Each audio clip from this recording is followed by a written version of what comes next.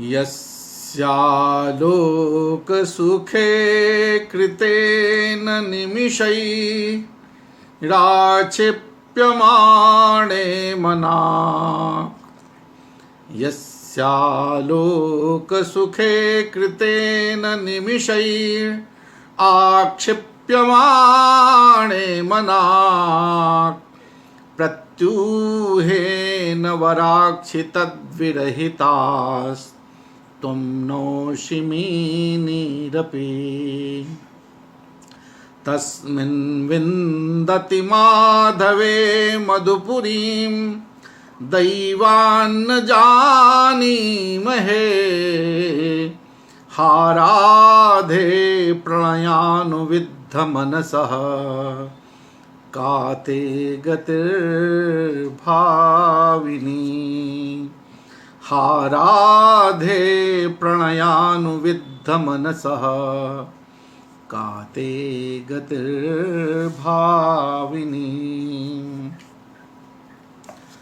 संस्कृतम भारतम के इस आमुख पटल पर आप सभी दर्शक श्रोताओं का हार्दिक अभिनंदन है। रत्नावली के नित्य पाठ्यक्रम में आज हम वत्सराज उदयन का जो प्रसंग कल जहाँ से समाप्त हुआ था, वो वत्सराज उदयन अपने विदूषक के साथ सागरिका द्वारा बनाए गए चित्र और उस सारिका के द्वारा जान लेने की शंका, जो सुसंगता और सागरिका के मध्य जो शंका हो रही थी,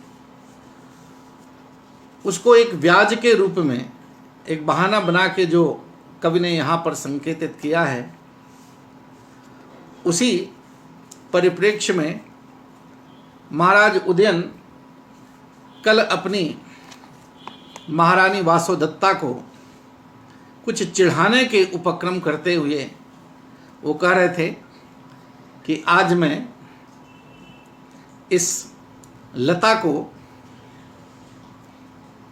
की प्रशंसा करके लता रूपी एक अन्य सुंदरी की प्रशंसा करके आज इनको मैं कुछ चिढ़ाऊंगा, इनको क्रोध करना पड़ेगा, इनके मुंह को कुछ लाल वर्ण का करूंगा। ये एक उनका उद्दामोत्कलिकां विपाण्डुररुचम प्रारब्ध जंभाम क्षणाद आयासम स्वसनोद्गमैर्विरतै आतन्वतीमात्मनः अद्योद्यानलतामिमां समदनां नारीमिवान्यां ध्रुवं पश्यन् कोपि विपाटलद्युतिमुखं देव्याः करिष्याम्यहम्। वत्सराज उदयन उसमें कह रहे थे कि आज मैं उस नवलता के बहाने से एक ऐसी सुंदरी जो कामार्त है, जो काम संतप्त है, आज उसके सौंदर्य को मैं वासोदत्ता के सामने उसकी प्रशंसा करूँगा। तो उस नवलता को, नवमालिका को ब्याज करके वो कहते हैं कि वो नवमालिका जिसको उन्होंने अपनाया था, आज वो पुष्पित हो गई, फल उसमें खूब फूल आ गए हैं। तो वो कह रहे थे, मैं शीघ्र ही अत्यधिक विकसित कलियों वाली, आरंभ हुए प्रस्फुटन वाली, शुभ्र कांति वाली, निरंतर पवन के चलने से अपनी क्लांति को प्रकट करने वाली तथा मदन वृक्ष का आश्रय लेने वाली इस उद्यान लता को, अब इस उद्यान लता को वह इसी विशेषण में एक उस प्रकार की सुंदरी का वर्णन करते हैं, सुंदरी की प्रशंसा करना चाहते हैं, जिसको सुनकर वासोदत्ता क्रुद्ध होगी। कहते उस उद्यान लता को कैसे? अतिशय उत्कंठा वाली, जम्भाई लेने वाली, ऐसी काम संतप्त सुंदरी जो अतिशय उत्कंठा वाली, अपने प्रिय के वियोग में, प्रिय के मिलने के लिए उत्सुक हो, अतिशय उत्कंठा वाली, जम्भाई लेने वाली, और प्रिय विरह के कारण पांडुवर्ण वाली, और निश्वास से काम वेदना को प्रकट करने वाली, ऐसी सकाम काम संतप्त अन्य नारी की भांति देखता हुआ, उस उद्यान लता को किसी अन्य कामार्थ नारी की, काम संतप्त नारी की भांति देखता हुआ महारानी के मुख को क्रोध से आज अरुणिम कर दूंगा। आज मैं उसकी प्रशंसा जब महारानी के सामने करूंगा तो वो थोड़ा गुस्सा में उनका मुख जोड़ा लाल लाल जब होगा, गुस्से में लाल होगा तो अच्छा लगेगा। तो वो कह रहे हैं, एक कवि का यहाँ पर व्याज है, और वस्तुतः ये सागरिका को लक्ष्य कर उदयन के भीतर एक अनुराग प्रकट करने का कवि का संकेत है। तद वृत्तांतम उपलब्धम गतो वसंत को अद्यापि नायाति। फिर राजा कहता है कि अच्छा, मैं देखता हूँ कि मैंने वसंतक को, उस नवमालिका को जो मैंने अपनाया है, जिसको मैंने अपनाया है अपने पक्ष में, जिसको मैं पालन पोषण सींचता हूँ, तो मैंने तो वसंतक को भेजा था समाचार जानने के लिए कि जाकर देखो कि वो जो है कैसी है, तो मन पुष्पित है या नहीं, ये समाचार जानने के लिए मैं वसंतक को भेजा हूँ, पता नहीं, दिखता है। तब तक विदूषक उसके सामने सहसोपसृत्य, जैसे उसको याद करता है वैसे उसके सामने प्रवेश कर जाता है। एकाएक कहता, जयतु जयतु प्रिय वयस्य। अरे महाराज, अरे प्रिय मित्र, आपकी जय हो। प्रिय मित्र विजयी बने, विजयी बने, आपकी जय हो। हे मित्र, कहा भोवयस्य दृष्टया वर्धसे।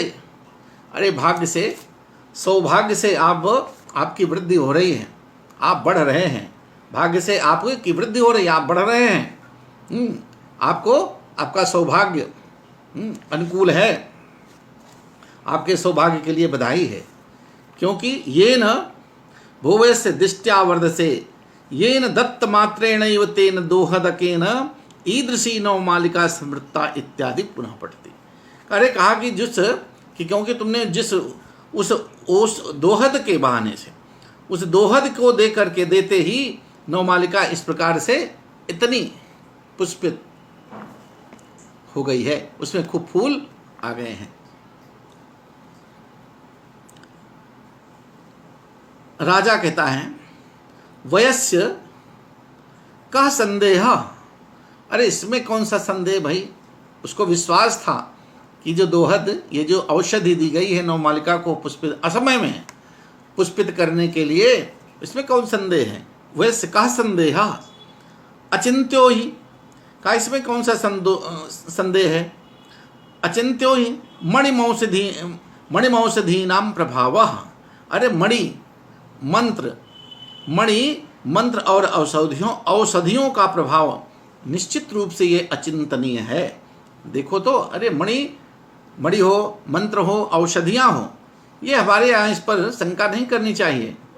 इनके कारण क्या क्या लाभ हुए हैं, ये हमेशा इसको लोग धारण करते हैं, स्वीकार करते हैं, तो इससे हमेशा फायदा ही हुआ है।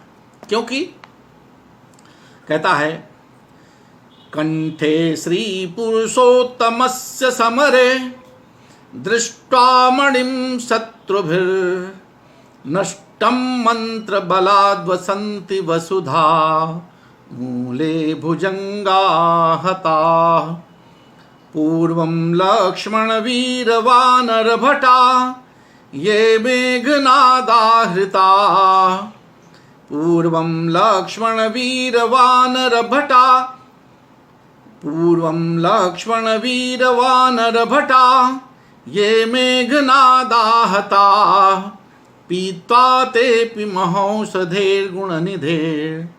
गंधम गंधम पुनर्जीविताः। कहता, कंठे श्री पुरुषोत्तमस्य समरे दृष्ट्वा वणिं शत्रुभिर् नष्टं मंत्र बलाद् वसन्ति वसुधा मूले भुजंगा हता। पूर्वं लक्ष्मण वीर वानर भटा ये मेघनादाहता पीत्वा तेपि महौषधेर गुण निषेधेर गुण निधेर गंधम पुनर्जीविता। वो बड़ी मंत्र और औषधि का प्रभाव राजा बतला रहा है कि देखो, कंठे श्री पुरुषोत्तमस्य, श्री पुरुषोत्तमस्य, अरे कहते हैं समरे, समरे युद्धे, युद्ध में, पुरुषोत्तमस्य, युद्ध में, समरे, समर में, युद्ध भूमौ, श्री पुरुषोत्तमस्य, श्री पुरुषोत्तमस्य विष्णोः कंठे, कंठे मणिम कौस्तुभम आख्यम रत्नम दृष्ट्वा शत्रुभिः नष्टम। कहते युद्ध में विष्णु के कंठ में मणि को देखकर शत्रुभिः, समरे दृष्ट्वा मणिम शत्रुभिः नष्टम, शत्रुगण पलायित हो गए, भाग गए। कहते युद्ध में विष्णु के कंठ में मणि को देखकर शत्रुगण पराजित हो गए, भाग गए, पलायित हो गए। मंत्र बलाद वसंत वसुधा मूले भुजंगाहता, और कहें मंत्रों की इतनी ताकत है, मंत्रों में इतनी शक्ति, मंत्रों के बल के कारण, शक्ति के बल से सर्पा भुजंगा, ये भुजंग लोग यानी सर्पगण, ये सर्प मंत्र के बल से शक्तिहीन किए जाने वाले सर्प पाताल में निवास करते हैं। मंत्र बलाद वसंत वसुधा मूले भुजंगा हता, और मंत्र के बल से क्षीण शक्ति वाले, जिनका विष क्षीण हो जाता है, ऐसे सर्पगण पाताल में निवास करते हैं। पूर्वम लक्ष्मण वीर वानर भटा ये मेघनादाहता, और कहते हैं पहले जो कथा रामायण में प्रसिद्ध है कि मेघनाद के द्वारा लक्ष्मण जैसे वीर, अन्य सैनिक बहादुर जो राम की सेना के थे, तो लक्ष्मण वीर और वानर सैनिक इत्यादि जिनको मेघनाथ ने मूर्छित कर दिया था, पहले जो लक्ष्मण तथा वीर वानर इत्यादि योद्धागण सैनिक मेघनाथ द्वारा जो मारे गए थे या उनसे उनके द्वारा मूर्छित किए गए थे, वे भी पीत्वा तेपि, तेपि मन वे भी, महौषधेर गुण निधेर गंधम पुनर्जीविता, अरे वे भी गुण संपन्न, वे भी गुण संपन्न संजीवी के, वो भी संजीवनी बूटी की सुगंध को सूंघने के कारण वो भी जीवित हो गए थे, वे भी पान कर, नासिका से सूंघ कर वो भी पुनः जीवित हो गए थे। तो मणि, मंत्र और औषधियाँ ये प्राचीन काल से, पहले से इनका प्रभाव रहा है। तो आज मैंने दोहद, जिस औषधि से नवमालिका को असमय में पुष्पित करने का उपक्रम किया है, प्रयास किया है किसी साधु महात्मा के कहने से, तो गलत नहीं किया, इसमें कोई शंका नहीं है। क्योंकि पहले भी अरे भगवान विष्णु कंठ में अपने मणि को धारण करते हैं, इसलिए उनके शत्रु उनके कंठ में मणि को देखकर सारे पलायित हो गए। कंठे श्री पुरुषोत्तम से समरे दृष्टवा मणि, तो कंठ में, युद्ध में विष्णु के कंठ में मणि को देखकर शत्रुगण पलायित हो गए, शत्रु सब नष्ट हो गए उनके। और मंत्रों के बल से, मंत्रों के प्रभाव से क्षीण शक्ति होने वाले जो सर्पगण हैं, वो पाताल लोक में निवास करते हैं। वसुधा मूले, वसुधा मूले यानी पृथ्वी के नीचे अर्थात पाताल लोक में निवास करते हैं।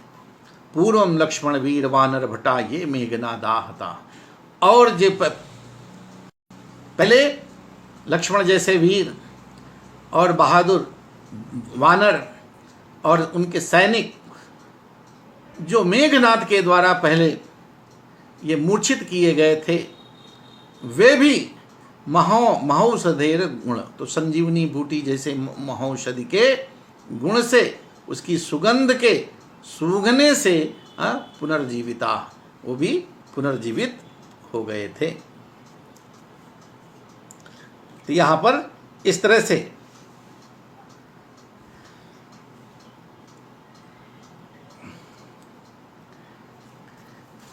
राजा उसका समर्थन करता है, उस दोहद औषधि का। तदादेश मार्ग येन वयमद्य तदवलोकनेन चक्षुषा फलम अनुभवामः। तो कहा कि चलो उस नवमालिका को, जो अब फूल जिसमें फूल आ गए हैं असमय में, उसको मुझे दिखाओ। तदादेश मार्ग येन वयम अद्य तदवलोकेन चक्षुषा फलम अनुभवामः। तो चलो उनको जो है राजा कहता है तो मार्ग हमको बतलाओ। तो चलो उसको मार्ग लाओ, हम लोग उस नवमालिका के दर्शन से नेत्रों के फल को, नेत्र लाभ करेंगे, नेत्र के फल को प्राप्त करेंगे। आज हमको उसको देख करके कि हाँ हमारी औषधि काम आई और ये नवमालिका असमय में पुष्पित हो गई, इस पर फूल आ गए, तो ये देख करके हमारे नेत्र भी आनंदित हो। चलो मार्ग दिखाओ। विदूषक साटोपम एत्वेतु भवान, बड़े गर्व के साथ, चूंकि लौट के भी देख करके आया है। साटोपम बने थोड़ा सीना फुला करके, गर्व के साथ। हाँ चलिए महाराज चलिए, एत्वेतु आइए। राजा गच्छाग्रता, चलो आगे। विदूषक उभौ सगर्वम परिक्रामतः, और दोनों जो है बड़े गर्व के साथ आगे बढ़ रहे हैं। विदूषक कहता है आकर्ण सभयम निर्वृत्य राजानम गृहीत्वा ससंभ्रमम। थोड़ा सा कुछ उसको खरखराहट हुई, आवाज सुना, और सभयम, विदूषक डरपोक भी होता है, वो स्वभाव से ब्राह्मण होता है, पेटू होता है, खाने पीने में मस्त होता है, लालची होता है, और भयभीत भी होता है, और हंसाने का कार्य करता है अपने कर्म बपुर वेशादि। तो आकर्ण सुन करके थोड़ा कुछ खरखराहट हुई, सुना। सभयम, फिर भय के साथ। निर्वृत्य, थोड़ा लौट करके वापस घूम करके। राजानम गृहीत्वा, राजा को पकड़कर। ससंभ्रमम, घबराते हुए। भूयस एहि, अरे मित्र इधर आओ। पलाया वह, अरे चलो भगो तो यहाँ से। कहा सुनकर भयपूर्वक, कहा हे मित्र आओ यहाँ से भाग चले। राजा किमर्थम, क्यों भाग चले भाई? तो विदुषक कहता भो एतस्मिन् बकुल पाद पे कोपि भूतः प्रतिवसति। अरे इस बकुल पाद पे, ये इस अशोक के वृक्ष, इस मौलश्री के पेड़ पर कोई भूत रहता है। कोपि भूतः प्रतिवसति, कोई भूत रहता है। राजा धिंग मूर्ख विस्रब्धम गम्यताम कृत ईदृशानाम अत्र संभवः। अरे मूर्ख, तुझे धिक्कार है। धिंग छे, मूर्ख तो छे, उसको कहा मूर्ख। निडर होकर चलो, विस्रब्धम गम्यता, अरे तुम विश्वास निडर होकर चलो, कोई विश्वास रखो, कुछ नहीं होने वाला है। कुछ ईदृशानाम अत्र संभवः, अरे भूत जैसी चीज यहाँ कहाँ से संभव हो सकती है? भूत कहाँ से यहाँ आ जाएगा? ऐसे जंतुओं की यहाँ कहाँ संभावना हो सकती है? विदुष का भो एस खलु स्फुटाक्षरम एवं मंत्रयति। अरे देखो सुनो तो, ये है स्फुटाक्षरम एवं मंत्रयति। अरे कुछ सुनाई पड़ रहा है जो बहुत ही स्पष्ट वचन में बोले जाने वाले अक्षर हैं। कहते बड़े स्पष्ट अक्षरों वाले, देखिए कुछ बातचीत, ये कुछ वार्ता वचन सुनाई पड़ रही है।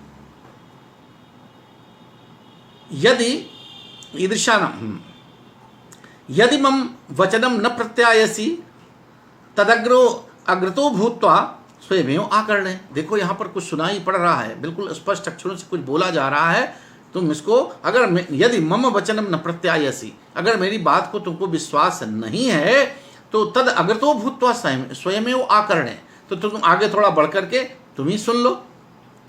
राजा तथा कृत्वा श्रुत्वा च, राजा सुनने का अभिनय करता है। तो स्पष्टाक्षरमिदं यस्मान् मधुरम स्त्री स्वभावतः अल्पंगत्वाद निर्हरादि मन्ये वदति सारिका। हाँ भाई, ये तो कुछ स्वर आ रहा है।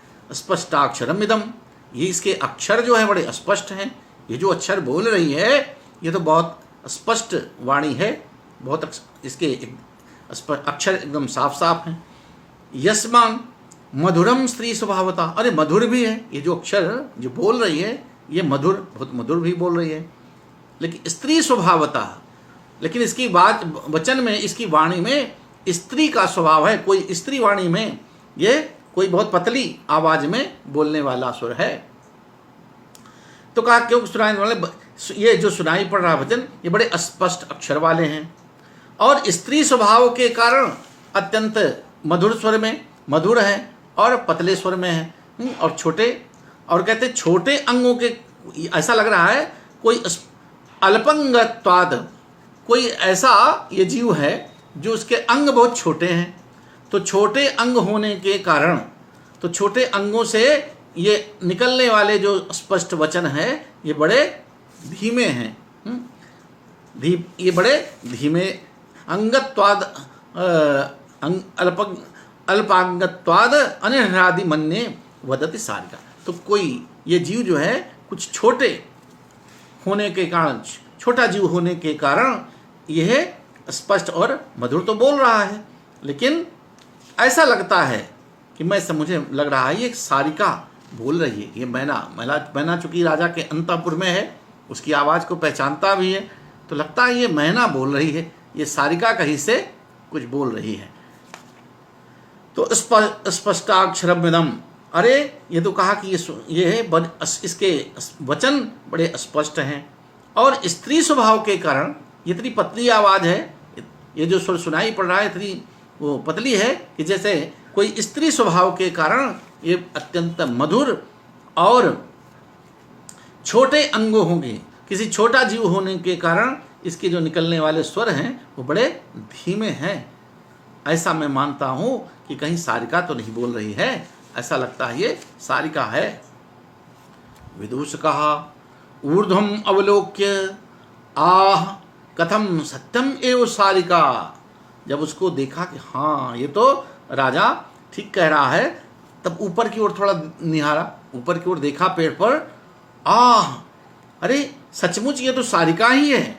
आह कथम सत्यमेव सारिका, हाँ अरे क्या ये सचमुच सारिका ही है। ऊपर की ओर देखा, सरोषम दंड काष्ठम उद्यम्य आह दास्याह पुत्री किम तुम जानासी सत्यमेव बसंत का विभेतेति।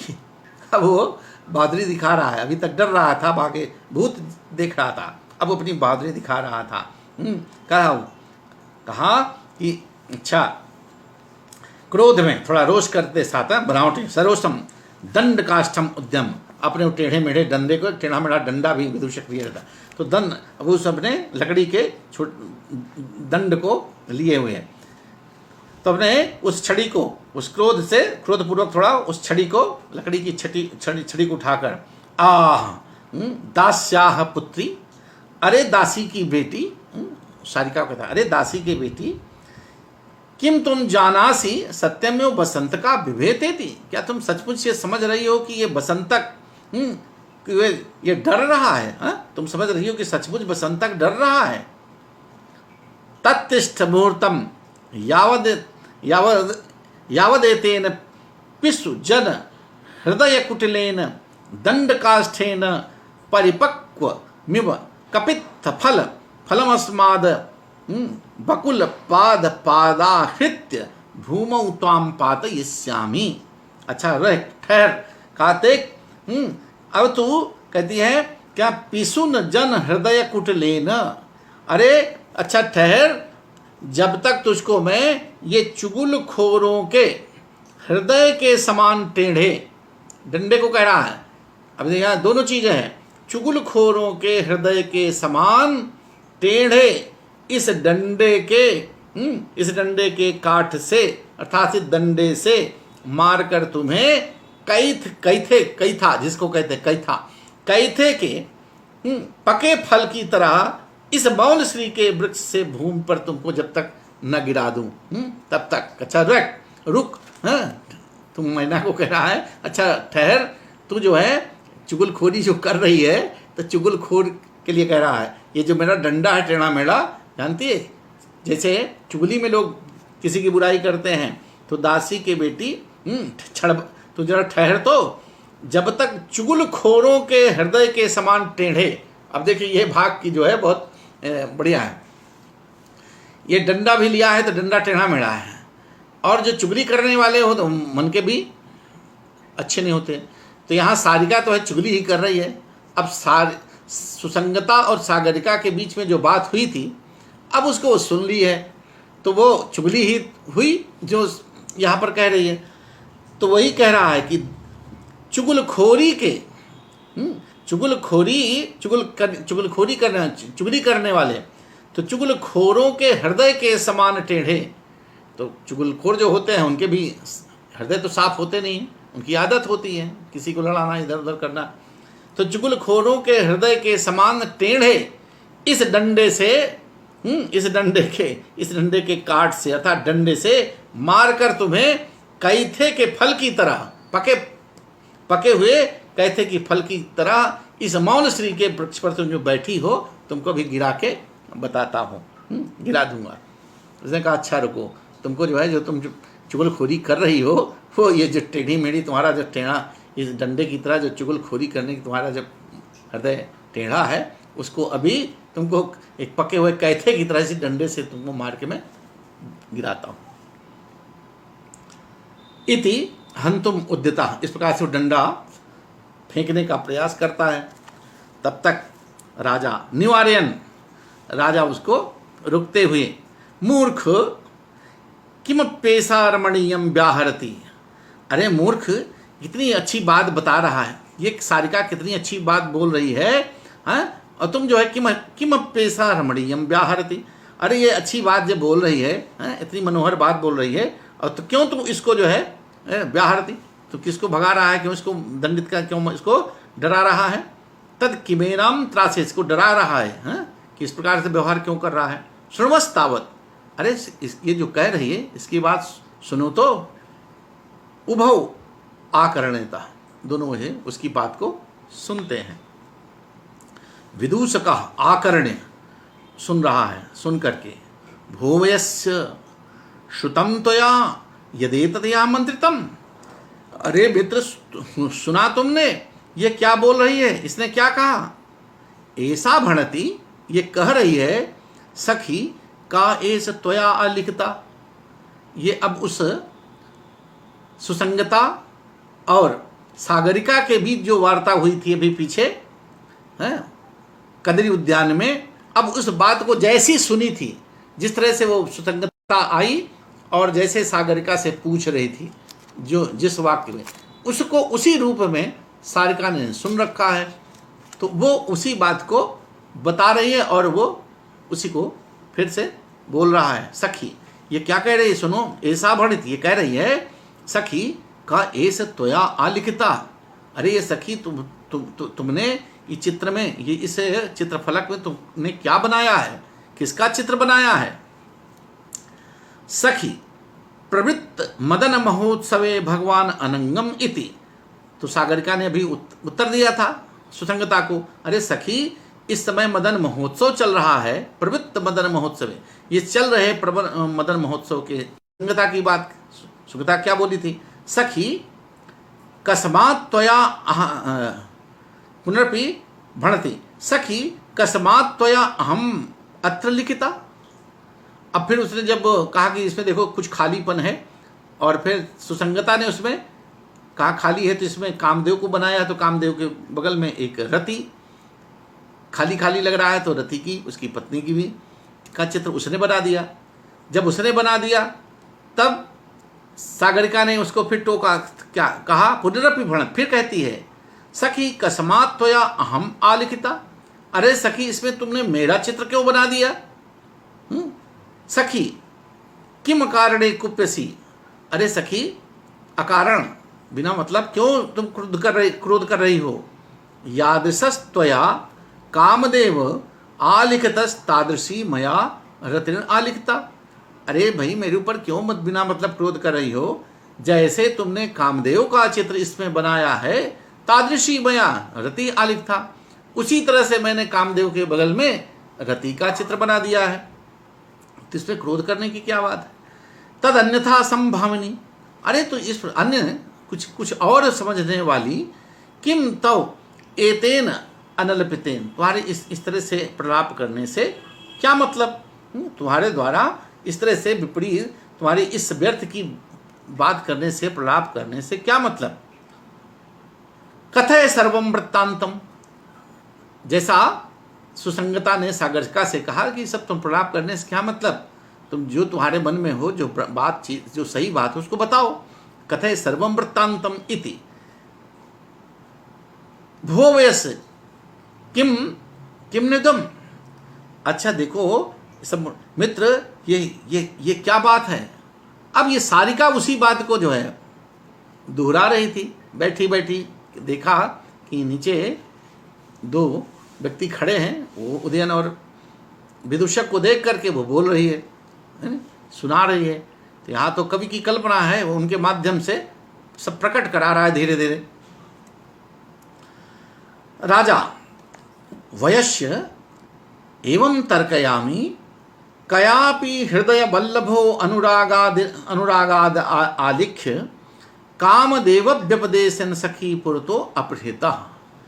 तो उसको जब सुना तो राजा कहता है, मित्र मुझे तो ऐसा लगता है, मुझे ऐसा लगता है कि किसी कथापि किसी कामनी ने, कोई सुंदरी, किसी सुंदरी ने हृदय वल्लभो अनुरागाद, अनुरागवश, किसी कामनी ने अनुरागवश, प्रेमवश अपने प्राण प्रिय को लिखकर, अपने प्रेमी को लिखकर, चित्रित करके उसको, उसका चित्र, अपने प्रेमी का चित्र बना करके अपने सखी के सामने उसको कामदेव व्यपदेशन, कामदेव के बहाने से इसको उसने सखी पुरतो अपहृता, अपने सखी के सामने छिपा रखा था। वही बात कहला रहा है, कवि तो जानता ही है, कवि तो सब धीरे धीरे उसको प्रकट करा रहा है। तो राजा कह रहा है कि सखी मुझे ऐसा लगता है मित्र कि कोई ऐसी कामनी है, सुंदरी है, जो अपने प्रेमवश अपने प्रियतम के चित्र को बना करके अपनी सखी से उसको छिपाते हुए उसको कामदेव के बहाने से उसको बता रही, कामदेव के बहाने से उसको छिपाना चाहती है। तत्सख्यापि प्रत्यभिज्ञाय वैदग्ध्याद असौ अपि रतिव्यपदेशेन तत्रैव आलिखता इति। तो ऐसा लगता है कि उस सखी भी, वो सखी भी इतनी बुद्धिमती है, वो भी चतुराई से, वो भी सखी चतुराई से, अपनी चतुरता से उस कामदेव के बगल में रति के बहाने से उसका चित्र बना दी है, उसने रति का चित्रण कर दिया है। यही हुआ है, राजा सही सोच रहा है। विदुष कहा छोट काम दत्वा, राजा जो है चुटकी बजाता है, हाँ वाह बिल्कुल सही कहा। भो वयश युज्यते, कहा तुमने बहुत बढ़िया कहा। भो वयश, चुटकी बजाया और कहा भो वयश युज्यते, बिल्कुल ठीक कहा। एवं खल्वितत, ऐसा ही है। राजा भो वयश तू श्रीम भव पुनरप्येषा व्याहरति। अरे अभी चुप रहो, अभी कुछ और बोल रही है वो, अभी और सुनो, अभी चुप रहो, अभी कुछ और बोलना चाह रही है। विदुष कहा भो ऐशा भणति, अरे मित्र ये कह रही है सखी मा लज्जस्व ईदृशस्य कन्यारत्नस्य अवश्यमेव ईदृशे वरे अभिलाषेण भवितव्यम। अब ये कह रही मित्र, देखो ये कह रही है कि सखी लज्जित मत हो, तुमको इसमें लज्जा नहीं करनी चाहिए, क्योंकि ऐसी कन्या रत्न के लिए, ऐसी कन्या रत्न अनुपम सुंदरी कन्या की अभिलाषा निश्चित रूप से ऐसे ही वर में होनी चाहिए। जिस तरह से कन्या एक सुंदरी है, ये कन्या है, कन्या रत्न के रूप में है, तुम तो कन्या रत्न के रूप में हो, तो तुमको अपने अनुरूप जिस वर को तुमने इसमें चुना है वो ठीक ही किया है। ऐसी ही कन्या रत्न को अपने अनुकूल इसी प्रकार का वर चुनना भी चाहिए, तो तुम इसमें लज्जा की कोई बात नहीं है। यही बात सागरिका और सुसंगता के बीच चल रही थी। उसी को जैसे सुना था वैसे सारिका यहाँ बोल रही है, विदूषक उसको बता रहा है। भो वयस्य यही सा लिखता सा खलु कन्या दर्शनीया। मित्र वो कन्या जो कि चित्रित की गई है निश्चय ही देखने के योग्य होगी। कहा कि जिसको संगता ने जो चित्र बनाया है जिस रति के रूप में, वो भी बड़ी सुंदर होगी। वो भी कामदेव से कम, कामदेव के रूप में उसको बनाया तो उसको कामदेव के रति के रूप में बनाया तो भी कम सुंदर नहीं होगी। राजा यदि एवं अवहितो श्रृणुस्तावत, अगर ऐसा है तो थोड़ा और ध्यान से सुनो। यदि ऐसा अद्वितीय सौंदर्य है उसका, तो थोड़ा सावधान होकर के हम लोग और सुनने का प्रयास करें। अस्ति अत्रावकाशो न कुतूहलस्य, कहा अब हमारे कुतूहल, हमारी उत्कंठा का अवसर है। हम जो सोच रहे हैं, हमारे मन में जो हो रहा है कि ये कामदेव जैसा सुंदर कौन हो सकता है वत्सराज उदयन के रहते हुए। तो वो अपने आप सोचता है ये वत्सराज कामदेव तो अनंग है, तो कामदेव के रूप में कहीं मेरा तो चित्र किसी ने नहीं बनाया है। तो जो राजा सोच रहा है सचमुच कहीं वैसा ही तो नहीं है। उसके भीतर भी उत्कंठा हो रही है कि अरे मित्र जरा सावधान होकर के सुनो, यहाँ हमारी जो भीतर की उत्कंठा बढ़ रही है वो एकदम लगता है एकदम उसके अनुकूल ही है। हमारे उत्कंठा को ये अवसर लग रहा है उसी के अनुकूल है। इत्युभौ आकर्ण्यता, इस प्रकार से दोनों उस सारिका की बात को फिर सुनते हैं। विदूषकः भोवयस्य श्रुतं त्वया यदेतदयामन्त्रितं सखी अतोपि मे अधिकतरम संतापो वर्धते। अरे ये क्या बोल रही है मित्र, देखो ये आगे क्या बता रही है। श्रुतम त्वया, तुमने सुना, यद एतयामन्त्रितम, इसने क्या कहा, इसने जो कहा कि सखी अतोपि में अधिकतरम संतापो वर्धते। अरे सखी इससे भी मेरा संताप अधिक बढ़ रहा है। तुम जान ली हो, ये तुमको प्रकट हो गया है, तुमने पहचान लिया है, मेरे मन की बात जान लिया है कि जिस चित्र ये महाराज वत्सराज उदयन का चित्र है, ये जान चुकी है। तो कहा इस कारण से तुम जान ली हो, इसलिए मेरा संताप और ज़्यादा बढ़ रहा है। तो सखी अपने इमानी नलनी पत्राणी मृणाल वलयानी च, तो हे सखी ये मेरा जो संताप बढ़ा है, काम संताप जो मेरा बढ़ा है, तो इसको शांत करने के लिए जो तुम नलनी कमलनी के पत्र और ये मृणाल लेकर आई हो कमल लाल को, इसको दूर हटाओ। इससे जो है मेरा ये अंतर मन का जो संताप है, काम संताप है, वो दूर होने वाला नहीं है। अलमेतेन, अरे इससे कोई फायदा नहीं, इसकी जरूरत नहीं है। कस्माद अकारण आत्मानम आयासेत इति, अरे तुम व्यर्थ परिश्रम करके तुम मेरे इस कमल लाल से और कमल के दलों के पत्तों से तुम मेरे संताप को दूर करने का जो प्रयास कर रही हो, ये इससे कुछ होने वाला नहीं है। तुम्हारा ये प्रयास, तुम्हारा ये परिश्रम, ये व्यर्थ है।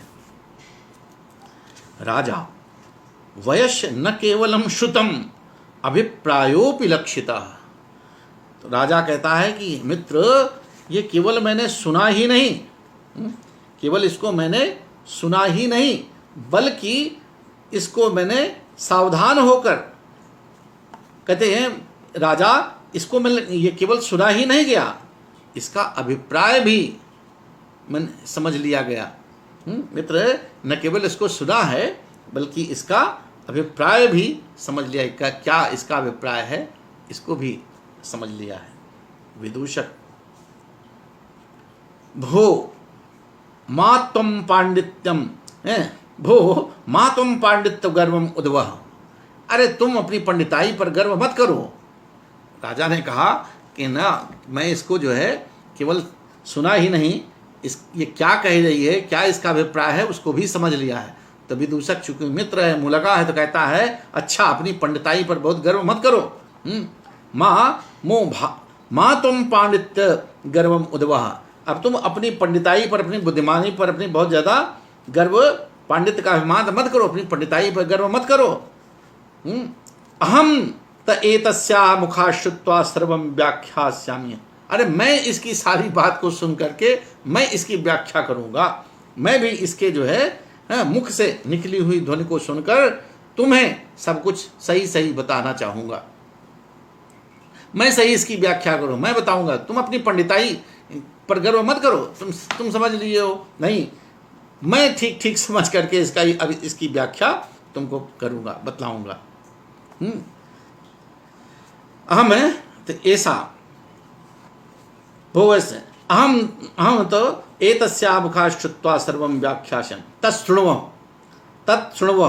अद्यापि कुरकुरायत एवैसा सारिका दास्याः पुत्री कहा मत मैं, अच्छा तुम सुनकर, फिर कहा देखो तो सुने अभी भी ये दासी पुत्र कुछ कुरकुरा रही है, अभी भी कुछ बोल रही है, अभी सुनते रहो।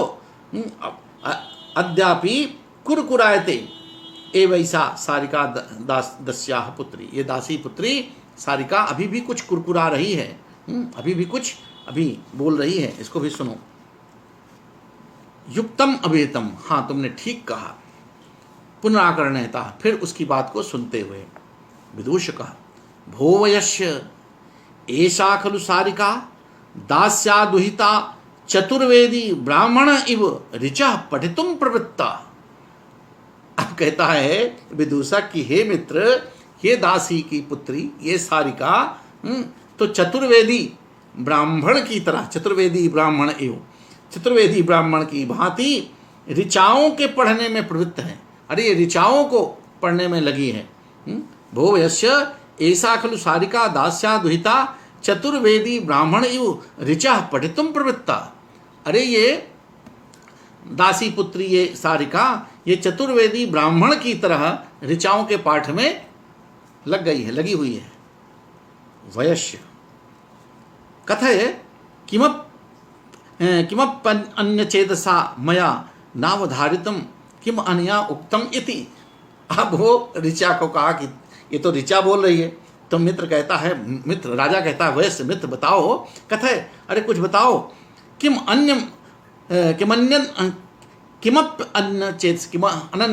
अन्य चेतसा, कहते कुछ अन्य मनस्क होने के कारण मैंने इसने क्या कहा मैं इसको सुन नहीं पाया। मैं किम अनया उक्तम इति, इसने क्या कहा कि मैं अन्य मनस्क होने के कारण इसको मैं ठीक से सुन नहीं पाया, क्या कहा।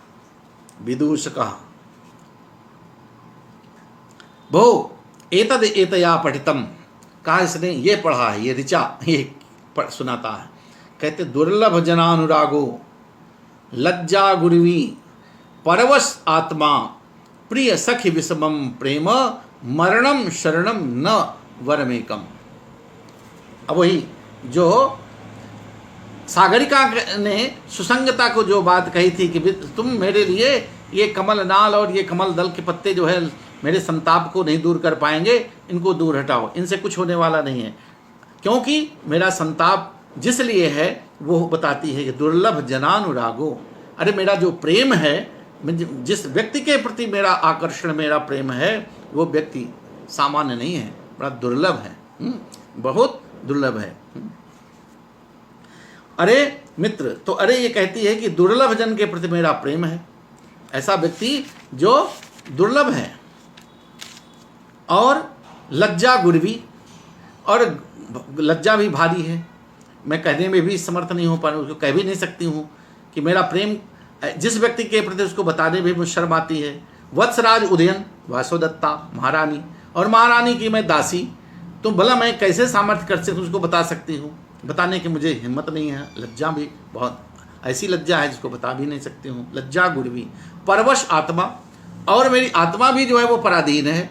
मैं जिस व्यक्ति के साथ मेरा अनुराग है वो महारानी वासोदत्ता, जिसकी महारानी मैं उसकी दासी हूँ, मैं उसी के अधीन हूँ, और मैं ऐसा वो अगर मैं ये बता सकती तो मुझे कौन दंड मिलेगा, ये भी मेरी ये पराधीनता है। प्रिय सखी विषम प्रेम, और हे सखी मेरा जो प्रेम है वो भी बड़ा विषम है, बड़ा भयंकर है, बड़ा भयानक है, और विषम है मतलब ये मेरे ये समतुल्य नहीं है। मैं जिस प्रेम से जिस व्यक्ति से अनुराग मेरा आकर्षण है वो व्यक्ति भी बड़ा, वो मार्ग बड़ा भयंकर है, उस पर भी वो मैं एक दासी, कहाँ वो एक वत्सराज उदयन के रूप में, कहाँ वो राजा, तो मैं मेरी बराबरी कैसे हो सकती है। बड़ा ये तो प्रेम भी मेरा ये भयंकर है, सखी भयानक है। मरणम शरणम नवरमेकम, और कह रही है ये मेरा मृत्यु ही, अब इसमें कोई और साधन नहीं है। कहती है हे सखी ये प्रेम भी अत्यंत विषम है, अतः केवल मृत्यु ही ये सर्वश्रेष्ठ उपाय है। नवरमेकम कहते ये है केवल मृत्यु ही मेरे लिए इसमें एक मात्र सहारा है, मृत्यु के अलावा अब मुझे इसमें कोई और उपाय नहीं देखता है, वही एक सर्वश्रेष्ठ मार्ग है। ये वही सागरिका की पूरी बात को सारिका यहाँ पर जैसी सुनी थी वैसे दोहरा रही थी। राजा सस्मितम, और राजा मुस्कुराते हुए कहता है, साधु भवंतम महाब्राह्मणम मुक्त्वा को अन्य एवं ऋचाम विज्ञ। कहते हैं मुस्कुराते हैं, अरे वाह। बस मित्र को विदूषक कहते हैं, अरे भाई आप जैसे महान ब्राह्मण को छोड़कर कौन दूसरा ऐसा व्यक्ति है जो इस ऋचा को समझ पाएगा, इन ऋचाओं का ज्ञाता होगा। तुम्हारे अलावा कौन ऐसा ब्राह्मण होगा, महान ब्राह्मण होगा जो इन ऋचाओं को समझ सकेगा। साधु भुवंतम महाब्राह्मणम मुक्त्वा को अन्य एवं ऋचाम विज्ञ। तुम्हारे हे मित्र, हे महाब्राह्मण, इस तुम्हारे जैसे महाब्राह्मण को छोड़कर दूसरा कौन ऐसी ऋचाओं का समझदार हो सकता है, ज्ञाता हो सकता है। विदूषका तत् किम नु खल विदम। अरे ये तो ऋचा नहीं है तो और क्या है। वो सोचता है, उपहास कर रहा है। कहा तथा किम नु खल विदम, अरे ये फिर क्या है, ऋचा नहीं है तो फिर क्या है। राजा कहता ननु गाथेयम। कहा ये ननु गाथेयम, अरे ये गाथा है भाई। किम विदुषा किम गाथा, अरे गाथा क्या होती है, गाथा क्या होती है। तो राजा कहता है वयस्य कथापि श्लाघ्य यौवनया प्रियतम अनासादयन्त्या जीवित निरपेक्ष युक्तम। राजा ने कहा ये गाथा क्या होती है। तो राजा उत्तर देता है, मित्र वयस्य कथा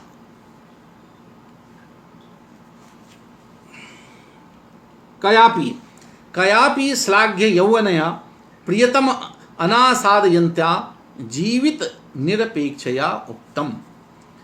मित्र प्रियतम को न पा सकने वाली, अपने प्रियतम को कैसे, श्लाघ्य यौवना, कोई प्रशंसनीय ऐसी सुंदरी युवती जो बड़ी प्रशंसनीय बहुत सुंदर है, जिसकी प्रशंसनीय यानी लोभनीय यौवन वाली। तो प्रियतम को न पा सकने वाली कोई प्रशंसनीय मनोहर यौवन वाली युवती जीवन की आशा से रहित, प्रियतम अनासादयन्त्या जीवित निरपेक्षया उक्तम, जिसको जीवन की आशा नहीं रहेगी, नहीं बची है, जीवन की आशा से रहित किसी ने ऐसा कहा है। किसी ऐसी युवती, ऐसी सुंदर युवती ने ये बात वो कहा है, जिसको जो अपने प्रियतम को न पा सकने वाले, जो अपने प्रियतम का साचर जिसको मिलना संभव नहीं दिख रहा है, और जो प्रशंसनीय है, स्वयं भी प्रशंसनीय यौवन वाली है, सुंदरी है। तो हे मित्र, अपने प्रियतम को न पा सकने वाली किसी प्रशंसनीय मनोहर लोभनीय सुंदर युवती के द्वारा जीवन की आशा से रहित यह वाक्य, ये वचन कहा गया है।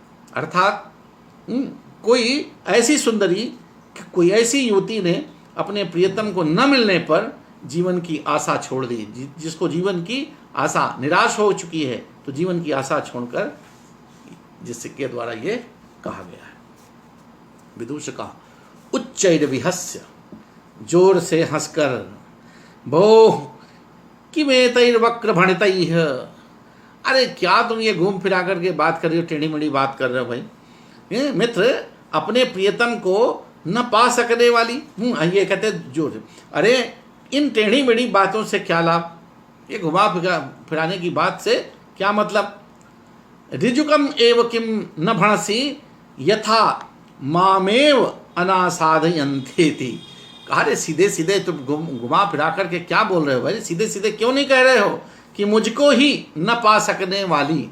अरे सीधे सीधे कहो, क्यों ऋजुकम एव किम न भणसी यथा मामेव अनासाधयन्तेति, मुझको ही न प्राप्त कर सकने वाली, मुझको ही जो नहीं पा सकने वाली है, ऐसी सीधे सीधे कहो। किसी अत्यंत रूपवती के द्वारा ये कहा गया है। तो कहा कि अन्यथा कौन दूसरा व्यक्ति हो सकता है, उसने कामदेव का चित्र बनाया है, तो अन्यथा कामदेव के बहाने से वो छिपाया भी जा रहा है। तो वो ताली बजाकर जोर से हंसता है कि कामदेव से कामदेव जैसा सुंदर कौन व्यक्ति हो सकता है तुम्हारे अलावा, तो क्यों छिपा रहे हो, तुम ही हो सकते हो। तो ताली बजाकर जोर से हंसता है। हस्त तालम दत्वा उच्चैर्विज, हाथी बजा बजा कर ताली बजा कर हंस रहा है। राजा ऊर्ध्वम अवलोक्य, राजा ऊपर की ओर देखकर, दै मूर्ख किम उच्चैर्विहसता त्वयायम उत्त्रासिता येनोड उड्डीयान्यत्र क्वापि गता। कहते हैं ये तूने जो है ताली बजा करके सब गड़बड़ कर दिया। ताली बजा कर देखो ये कहीं जो है ये सारिका उड़ गई। जोर से हंसने वाले, हाँ, तो कहा देखकर, अरे ये कदली,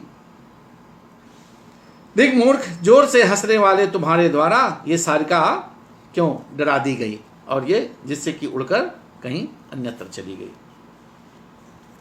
इति निरूपयता विदूषका विलोक्य भो ऐसा कदली गृह में उगता। अरे मित्र, ये कदली निकुंज की ओर गई है, इसे कदली ही झुरमुट जो है इधर ही तो गई है, तो आओ तदे ही लगवनुसरावा, तो चलो जल्दी से इसका हम पीछा करते हैं, किधर जा रही है।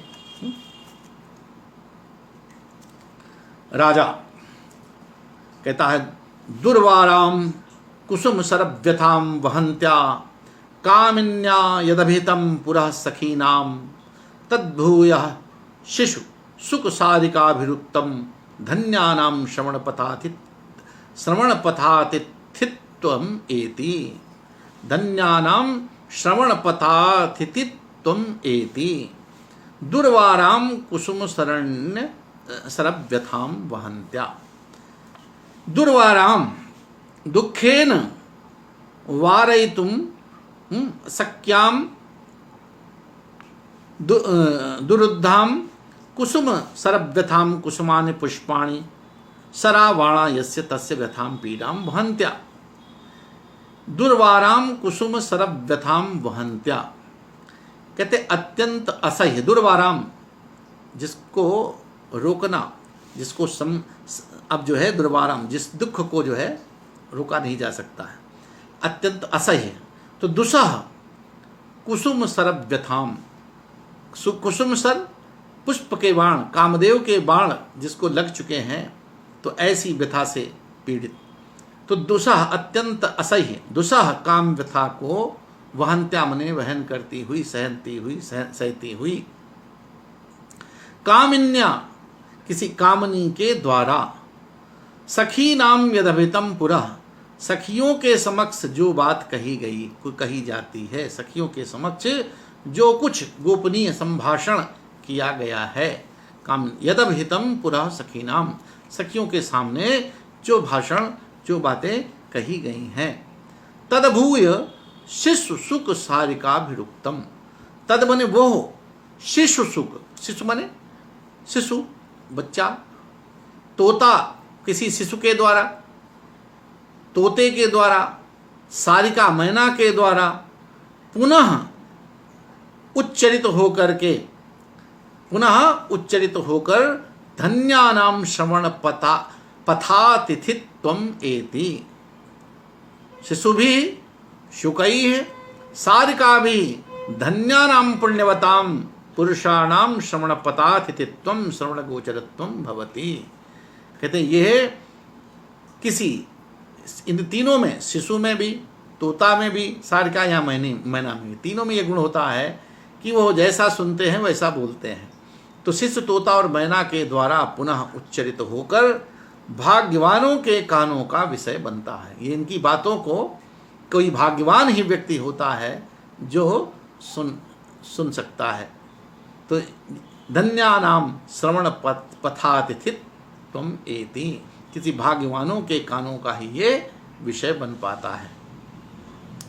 तो चूंकि तो यहाँ पर मैना बोल रही है, तो ये सब ऐसे जीव हैं, कोई शिशु हो, इनको जैसा बोला जाए, जैसा सुनते हैं वैसा ही, वो कोई संकोच नहीं, उनको ये पता नहीं कि किसके सामने कहना चाहिए कि नहीं कहना चाहिए, लेकिन जितना वो सुनते हैं वो उसको उसी तरह से बोलने में पटु होते हैं।